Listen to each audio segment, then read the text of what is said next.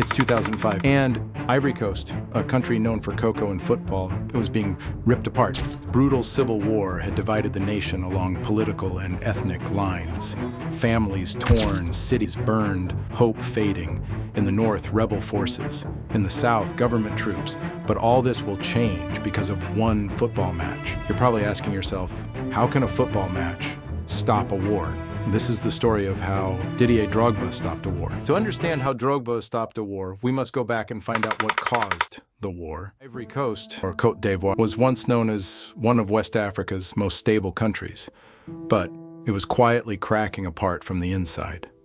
For decades, peace had been held together by President Houphouët-Boigny, a man who ruled with control and balance. But when he died in 1993, everything changed. A power struggle began, and the country was divided by the idea of Ivorian. In 2002, rebellion exploded. Northern soldiers launched attacks across the country. In one night, Ivory Coast was split. The South, led by President Laurent Gbagbo, backed by France and the US, controlled Abidjan and the capital, Yamoussoukro. Militias roamed the streets. French troops entered. UN peacekeepers tried and failed. The violence continued for years, but nobody could stop it. Meanwhile, the country's beloved national team, the Elephants, tried to stay out of the politics and just play the game. And then, in 2005, Ivory Coast was on the brink of something historic, one win away from the World Cup. Ivory Coast had won their match against Sudan, but they were not qualified yet. Well, Cameroon were playing Egypt, and the score was 1-1. For Cameroon to qualify for the World Cup, they needed to score a goal. For Ivory Coast to qualify, Cameroon needed to draw or lose. It was the 93rd minute. Cameroon got a penalty. Pierre Wimi stepped up to take it, and he missed. When the final whistle blew in Cameroon, Ivory Coast officially qualified for the 2006 World Cup for the first time in history.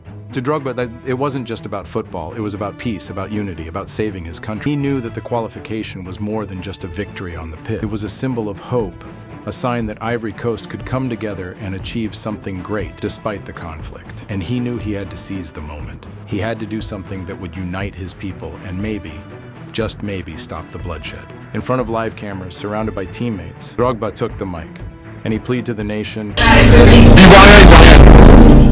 Du nord et du sud, du centre à l'ouest. Vous avez vu, on vous a prouvé aujourd'hui que toute la Côte d'Ivoire peut cohabiter, peut jouer ensemble pour un même objectif. Qualifier pour se qualifier. It was a simple message delivered with passion and conviction, and it worked. In the days following his plea, the fighting stopped. The ceasefire was reinstated, and the warring parties began negotiations that would eventually end the conflict. Then Drogba made another bold move. He begged FIFA to hold their next match in Bouaké, the rebel capital. They said yes. The president said yes. Even the rebels said yes. For the first time in years, rebel and government leaders stood side by side to watch a football match. And when the Elephants walked onto that field, they weren't just playing a game, they were rewriting history. The war-torn streets of Bouaké became a stadium of hope. Didier Drogba would go on to win trophies, golden boots, and Champions League glory. But to his people, his greatest achievement wasn't at Stamford Bridge. It was in the muddy fields of West Africa, where football for once was more than a game. It was medicine, it was hope, it was peace. He proved that football could be more than just a game. It could be a force for good, a way to bridge divides and heal wounds. And in doing so, he earned himself a place in history that no trophy could ever match.